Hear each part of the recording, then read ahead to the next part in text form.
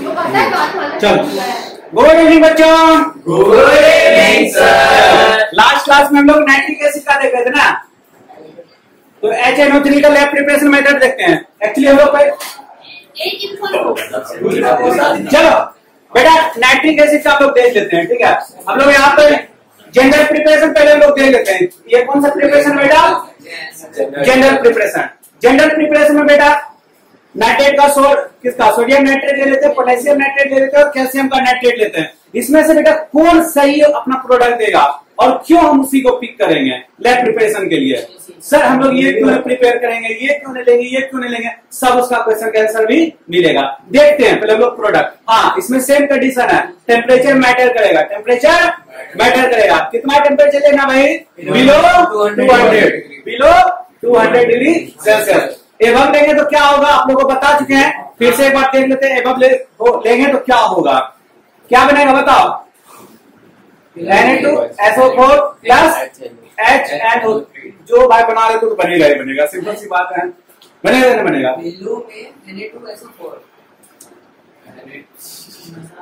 ठीक है, अभी बना समझ, आप समझ में आया? ये बेटा आपका गैस फॉर्म में बनेगा, ड्राई फॉर्म में बनेगा, ठीक है। याद रखना ये क्या बनेगा? Potassium bisulphate plus HNO3। ये भी सब गैस फॉर्म में बनेगा। और ये क्या बनेगा? जल्दी बताओ। CaSO4 plus NO2 plus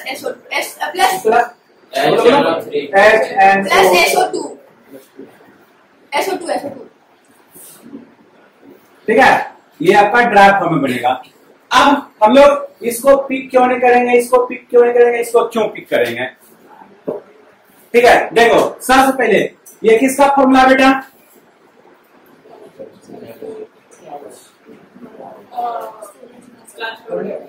POP plaster of Paris. बेटा क्रस्ट बना लेगा। क्या बना लेगा? क्रस्ट बना लेगा। आप जो जिस हम लोग इक्विपमेंट में करवा रहे हैं ग्लास का, अच्छा हाँ, एक कोयोकाइनेटिक फॉर्मेशन, जब भी हम लोग प्रिपरेशन करेंगे लैब प्रिपरेशन किसका? एसिड का, हम लोग प्रीफर करेंगे ग्लास का इक्विपमेंट। क्यों?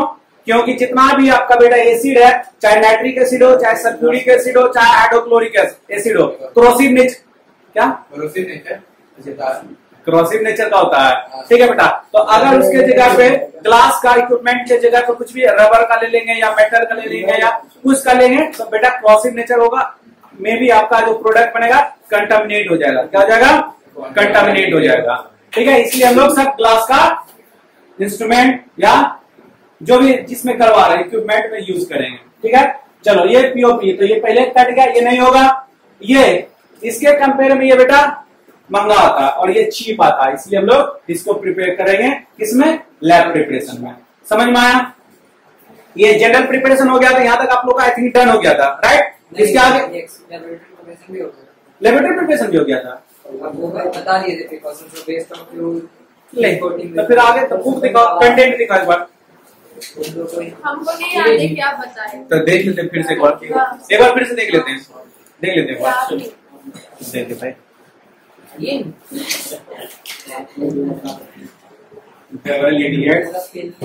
चलो अब हम लोग लेबोरेटरी प्रिपरेशन करते हैं, ठीक है।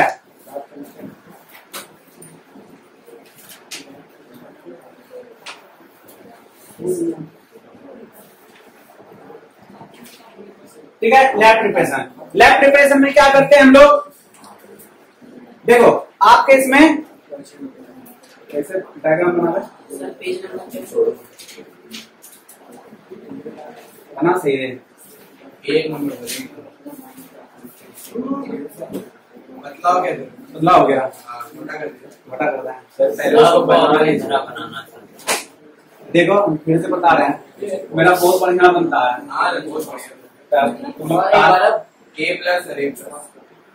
तारीफ तो तुम लोग कर देते हो। दोनों रिएक्शन किया, रिएक्शन करके क्या बनाया बेटा? यहाँ पे HNO3 गैस आया, लेकिन यहाँ पे वो भी गर्म गैस आया, हीट किया हुआ। और यहाँ पे रनिंग वाटर हम दिए, क्या किया बेटा? टैप वाटर, रनिंग वाटर किए। क्यों बेटा? कूल करने के लिए। और कूल नहीं करेंगे क्या होगा? फटेगा। इसे सुन लो, अगर रनिंग वाटर नहीं देंगे तो वेपर के फॉर्म में रहेगा, कंडेंस नहीं हो पाएगा, तो यहाँ पे आपको एसिड दिखेगा नहीं। है बस समझ में? कोई दिक्कत यहाँ पे, कोई डाउट इतने में? ये क्लियर हो गया था लास्ट क्लास में, या तो क्लियर हो गया था। और इसके एक प्रॉपर्टीज बताए थे हम लोग, इसको 50% तक ही प्योर कर सकते हैं। यहाँ पे जो आता है 50% तक ही प्योर कर सकते हैं, उससे ज्यादा इसको लोग प्योर नहीं कर सकते हैं। रीजन, इसको 50% तक ही कंसंट्रेट कर सकते हैं। कहने का मतलब ये है तो मिक्सर को हीट करके वो कंसंट्रेट कर सकते हैं। हाँ देखो, जब ये यहाँ पे आता है तो 50% तक कंसंट्रेट क्यों कर सकते हैं, जरा सा समझो। क्यों बेटा, जब ये आपको पता है ना, सिर्फ सल्फ्यूरिक एसिड है जो आपका नॉन वोलाटाइल एसिड है, बट हाइड्रोक्लोरिक एसिड और नाइट्रिक एसिड दोनों बेटा वोलाटाइल एसिड होता है। अगर इसको हम लोग ज्यादा हीट करके पानी को इवेपोरेट कराने की कोशिश करेंगे तो ये बेटा टूट जाता है, मतलब डिसोसिएट कर जाता है। इसीलिए इसको हम लोग 50% से ज्यादा कंसंट्रेट नहीं कर सकते हैं। लेकिन एक कुछ इक्विपमेंट लगा के 112 डिग्री सेल्सियस तक हीट करते हैं, इसको 68% तक हम लोग कंसंट्रेट कर सकते हैं, उससे ज्यादा इसको कंसंट्रेट नहीं कर सकते हैं। और एक चीज आप देखोगे कि आप अपने लेबोरेटरी में देखे होंगे, हाइड्रोक्लोरिक एसिड भी देखे होंगे और नाइट्रिक एसिड भी देखे होंगे और सल्फ्यूरिक एसिड भी देखे होंगे। तो हाइड्रोक्लोरिक एसिड और सल्फ्यूरिक एसिड ट्रांसपेरेंट होता है, पानी जैसा, बट ये कैसा कलर होता है बेटा, लाइट येलो कलर का होता है। कैसा होता है, लाइट येलो कलर। रीजन जल्दी बताओ, Due to nitrogen dioxide formation and solute, it is जल्दी बताओ, किसके वजह से? Nitrogen dioxide. ये इसका कलर कैसा होता है? It is brown colour. और CF is soluble और समझो, जितना भी नाइट्रिक एसिड होता है ना, टोटल का टोटल डिसोसिएट, सॉरी टोटल का टोटल टूट नहीं जाता, टोटल का टोटल टूट नहीं जाता, पार्शियल कुछ टूटता है। ठीक है, कुछ टूटने की वजह से NO2 बनता है और NO2 का कलर कैसा होता है बेटा, रेडिश ब्राउन, और वो उसी में डिसॉल्व हो जाता है, इसलिए इसका कलर लाइट येलो होता है। समझ में आई बात? और एक चीज और, अगर फिर से हम इसको ट्रांसपेरेंट करना चाहते हैं, मतलब पानी जैसा कलर करना चाहते हैं, तो सिंपल सी बात है, इसमें फूंक लगा दो, कार्बन डाइऑक्साइड पास करवा दो, कार्बन CO2 फूंक दे दोगे, वो जो लाइट येलो कलर रहता है वो फिर से आपका उसमें डिसॉल्व कर जाएगा और आपका कलरलेस हो जाएगा। कंसंट्रेटेड HNO3 वैसा हुआ, उसमें लगे हम फूंक भैया मुंह लगा, थोड़ी ग्लो पाइप आता है ना, ग्लोअर में आता है ग्लोअर, हाँ फूंक के मुंह लगा फूकोगे। ठीक है, कार्बन डाइऑक्साइड उसमें अगर डिसॉल्व करवा दोगे तो फिर से औसाई हो जाएगा। समझ में आया? कोई डाउट रखने में? चलो आगे आपका कंटेंट क्या है, ये क्लियर हुआ आपका? यहाँ तक आई थिंक नोट्स आपका प्रिपेयर था पहले से, नहीं लास्ट क्लास में बताए थे करने के लिए, तो यहाँ तक एग्जाम चल रहा था। अच्छा एग्जाम चल रहा था, तो अभी स्टार्ट हुआ। अब इसके आगे देखें, हाँ सर, ये अपने से नोट बनाइए। कुछ पॉइंट तो लिखाते जा रहे हैं इंपोर्टेंट। चलो ये हो गया, अब प्रिकॉशन तक हो गया था, प्रिकॉशन हो गया था, सब चीज तैयार। ये लोग 100 डिग्री सेल्सियस का सारा प्रिकॉशन दिखा दिया था। पक्का? चलो अब मैन्युफैक्चरिंग, आप बेटा हम लोग लैब प्रिपरेशन करते हैं, लैब जो प्रिपेयर किए थे लेस अमाउंट में हम लोग नाइट्रिक एसिड बनाए थे, हम लोग ह्यूज अमाउंट में बनाना है इंडस्ट्रियल पर्पस के लिए। किसके लिए? इंडस्ट्रियल पर्पस के लिए। तो एक प्रोसीजर होता है ओस्वाल्ट प्रोसेस। कौन सा प्रोसेस है? ओस्वाल्ट प्रोसेस है। ओस्वाल्ट प्रोसेस हम लोग नाइट्रिक एसिड का फॉर्मेशन करते हैं। कैसे नाइट्रिक एसिड का फॉर्मेशन करते हैं वो ओस्वाल्ट प्रोसेस है, हम लोग देख लेते हैं। ठीक है, पहले हम लोग डायग्राम छाप लेते हैं, उसके बाद बताते हैं। ठीक है, डायग्राम पहले बना लेते हैं बेटा। हम लोग का ये लैब प्रिपरेशन में, सॉरी ओस्वाल्ट प्रोसेस है, इंडस्ट्रियल मेथड इसको हम लोग बोलते हैं। ठीक है बेटा, ओस्वाल्ट प्रोसेस होता है, ठीक है। अरे आपका सही हो जाएगा, हमको पता है पक्का ना? चलो ओस्वाल्ट प्रोसेस में लोग चलते हैं। ठीक है बेटा, इसमें अमोनिया लेते हैं, क्या लेते हैं? अमोनिया लेते हैं, और इसमें एयर, ह्यूज अमाउंट में लोग एयर लेते हैं। ठीक है, ह्यूज अमाउंट में हम लोग एयर लेते हैं। ह्यूज अमाउंट में एयर इसलिए लेते हैं कि आगे एयर का हम लोग का यूज पड़ता है, सभी जगह एयर आपको देना पड़ेगा। कैसे कैसे बनता है हम लोग रिएक्शन के साथ देखते हैं। ठीक है, सबसे पहले यहाँ पे अमोनिया और ऑक्सीजन दोनों आपस में रिएक्ट करता है। और यहाँ पे एक कैटालिटिक चेंबर होता है, किसका? प्लेटिनम का। और इस यहाँ पे 700 से 800 डिग्री सेल्सियस तक हम लोग टेम्परेचर को देते हैं। उसके बाद टेम्परेचर को हम लोग बंद कर देते हैं। क्यों? क्यों बेटा, ये एक्सोथर्मिक रिएक्शन होता है। कैसा रिएक्शन होता है? Exothermic reaction. बस यहाँ तक ही हीट देना पड़ता है, और इसके आगे जहां भी आगे बढ़ते हैं इसके बाद हम लोग को हीट का रिक्वायर नहीं पड़ता। यहाँ पे पानी से हमको कूल करना पड़ता है। कूल इसलिए करना पड़ता है बेटा, यहाँ पे हीट का आपको रिक्वायर नहीं पड़ता। अगर हीट दे देगा तो क्या होगा? हीट दे, हाँ बोलो। 3 कारण बताओ, एटलीस्ट 2 बताओ। वेस्ट ऑफ फ्यूल्स, हाँ, दूसरा एक पीओपी हो जाएगा, मतलब पीओपी नहीं, यहाँ पे अमोनिया ले रहे हैं। एक क्रश बैठ जाएगा। ठीक, हाँ, क्रश बैठ क्रैक कर जाएगा। क्रैक कर जाएगा। ठीक है, एक्चुअली तीनों रीजन फैक्टर है। ठीक है, सबसे पहला फ्यूल का वेस्टिंग होगा, और अगर हीट हम लोग देते चले जाएंगे तो यहाँ के क्रश बढ़ते चला जाएगा, और तीसरा में भी क्रैक कर जाएगा। ठीक है, समझ में आ गया? इसलिए यहाँ पर हम हीट एक बार दे करके छोड़ देते हैं, फिर रिएक्शन आगे होते रहता है।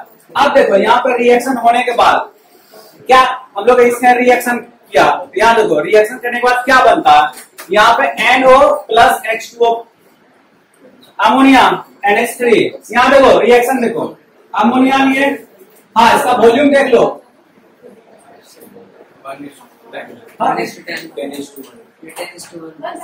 हाँ फिर बोला कि सर बुक में लिखा होगा 1:10, आप लिखे 10:1। समझ में आ गया? हाँ देख लिया बेटा आप लोग। यहाँ पे आपको जो रेशियो अगर बुक में दिया होगा तो अच्छी बात है, नहीं दिया तो यहाँ बता देना। यहाँ पे NH3 प्लस O2 रहेगा तो 1:10 का रेशियो रहेगा। अरे मतलब हम इधर एयर लिख दिए।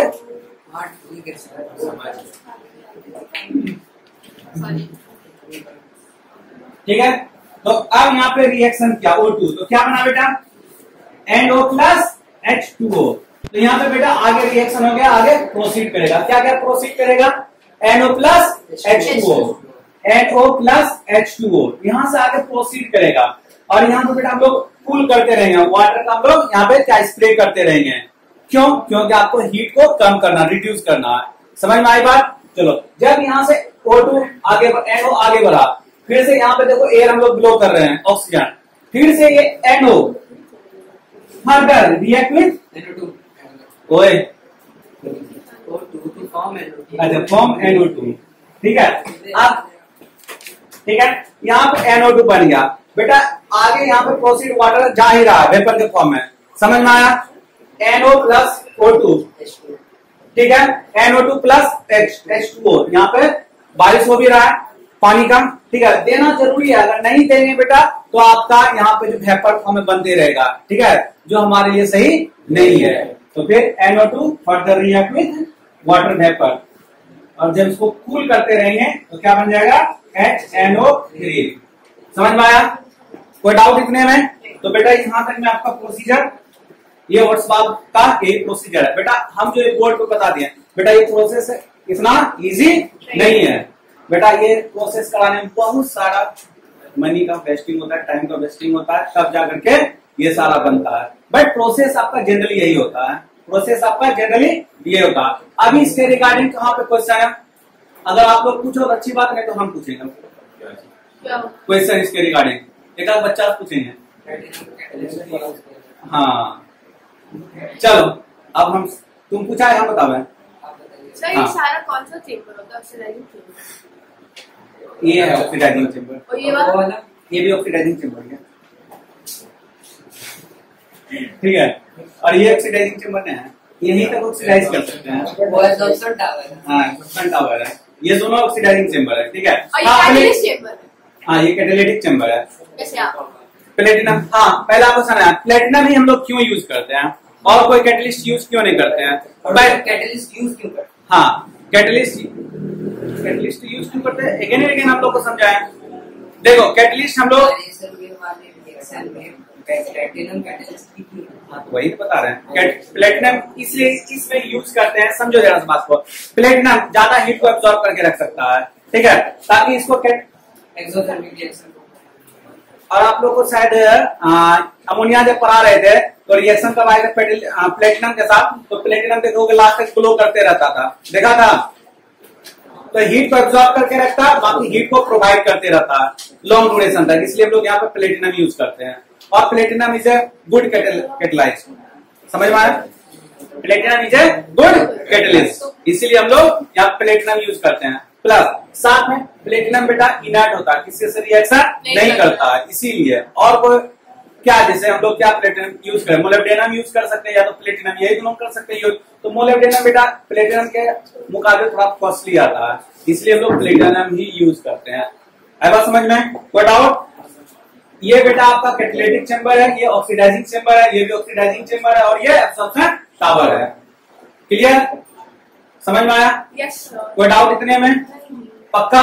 यस। कोई डाउट? चलो इसको कॉपी पेस्ट कर लेते हैं। एक्चुअली आपके बुक में देख के उतार लो फटाफट। अब बेटा हम लोग physical properties of nitric acid देखेंगे। क्या देखेंगे?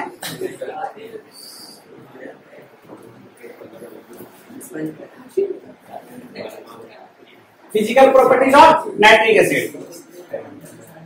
Physical properties of nitric acid. Physical properties क्या मतलब? जो देख के लगता है वो हम लोग देख लेंगे। तो फिजिकल प्रॉपर्टीज में नाइट्रिक एसिड कैसा है? कलरलेस है, कलरलेस है, जान लो। नाइट्रिक एसिड बेटा कलरलेस होता है, नाइट्रिक एसिड कलरलेस है। ऑर्डर है इसका सफोकेटिंग स्मेल है।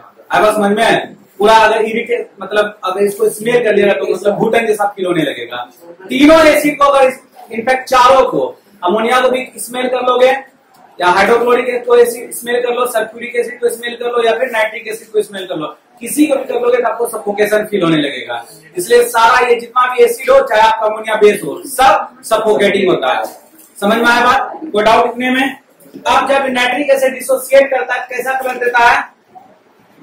लाइट येलो कलर का, लाइट येलो कलर का। ठीक है, टेस्ट में सर कैसा होगा? एसिड है, शॉर्ट देगा, एसिडिक है, सिंपल सी बात है। और इसमें हाँ एक बात, उसमें नेचर में हाइग्रोस्कोपिक नेचर, आप लोग को समझना हाइग्रोस्कोपिक नेचर क्या होता है, समझ में तो समझो ना। अच्छा देखो, हाइग्रोस्कोपिक नेचर क्या होता है?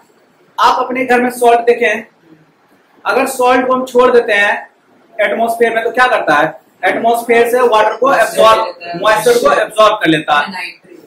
तो नाइट्रिक एसिड बेटा सेम ऐसा ही होता है। अगर उसको हम लोग ओपन को, बोतल को उसको ओपन कर देंगे तो जितना भी आसपास में उसका वाटर मॉलिक्यूल्स रहेगा सबको वो एब्जॉर्ब कर लेता है, क्योंकि बेटा nitric acid good oxidising agent, absorb करके खींच के अपने में डिसॉल्व हो जाता है।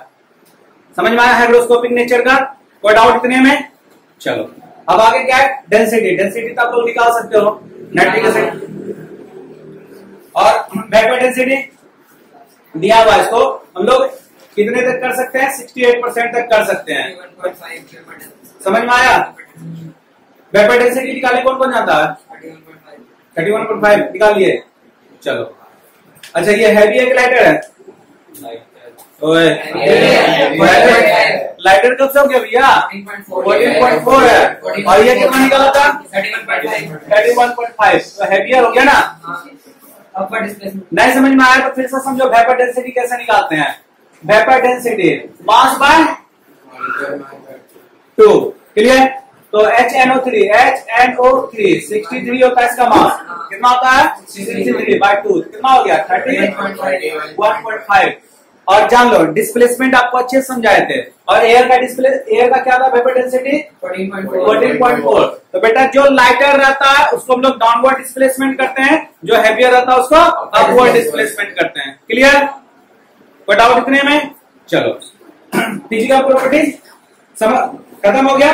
अब हम लोग चलते हैं केमिकल प्रॉपर्टीज में। केमिकल प्रॉपर्टीज आपको समझना बढ़िया से, ठीक है?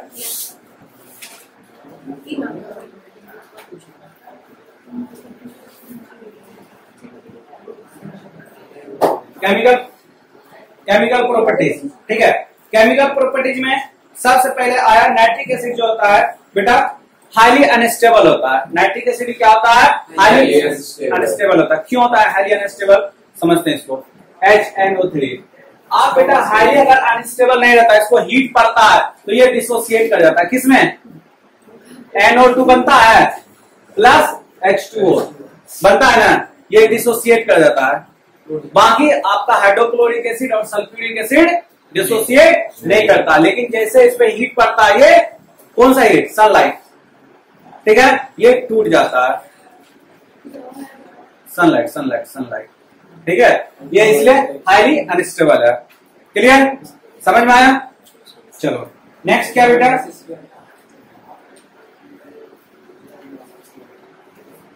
हाँ नाइट्रिक एसिड मोनोबेसिक है कि डायबेसिक है, ट्राइबेसिक है? Nitric acid HNO3। मोनोबेसिक। हम लोग इसका स्ट्रक्चर बना लेते हैं। सेंट्रल एटम कौन है? नाइट्रोजन। बैलेंस इलेक्ट्रॉन कितना, 6 या 7? 4। नाइट्रोजन का बैलेंस इलेक्ट्रॉन 6 या 7?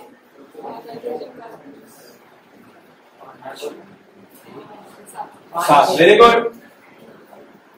5 वैलेंस इलेक्ट्रॉन अगर लास्ट सेल में एक सेकंड तो फिर एटॉमिक नंबर।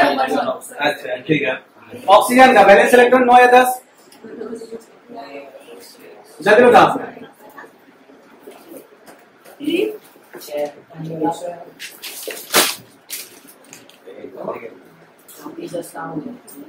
वापिस सस्ता हो गया ना? पेड़ कटने वाला है। कहाँ आ गया? ये देखो समझ आया कि था? Exactly.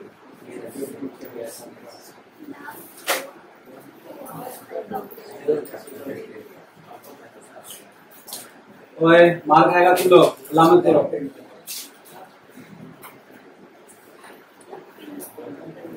ठीक है, ये नाइट्रिक एसिड, ये आपका नाइट्रिक एसिड का स्ट्रक्चर हुआ। अब हम लोग यहाँ समझते हैं कि मोनोबेसिक क्या हुआ बेटा, जो हाइड्रोजन किससे कब करता हुआ पकड़ा जाए? फोन से। किससे कब करता हुआ पकड़ा जाए? फोन से। तो यही हाइड्रोजन फोन से कब कर रहा है, तो बेटा कमजोर पड़ेगा ही पड़ेगा, ये ब्रेक डाउन। कितना प्लस आयन दिया? 1। तो मोनोबेसिक एसिड। और सर फोन के बारे में पूछ रहा है। कौन पीछे फोन कौन है बेटा? नोकिया का फोन है। फोन का मतलब बेटा क्लोरीन, क्लोरीन, क्रोमिन, आयोडीन। O का मतलब ऑक्सीजन, N का मतलब नाइट्रोजन। ठीक है, अगर hydrogen FHF, HCl, HBr, HI ये रहे, या फिर H2O या फिर NH3 ये सब रहे, तो बेटा समझ लेना कि हाइड्रोजन डिसोसिएट होगा। ठीक है, अगर हाइड्रोजन और किसी से जुड़ा रहा तो डिसोसिएट नहीं होगा। समझ में आई बात?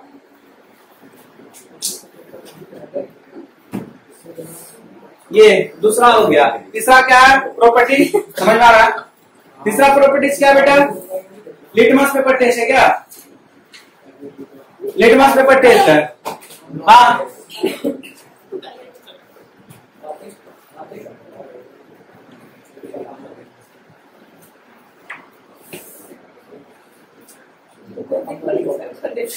सर ये मेरे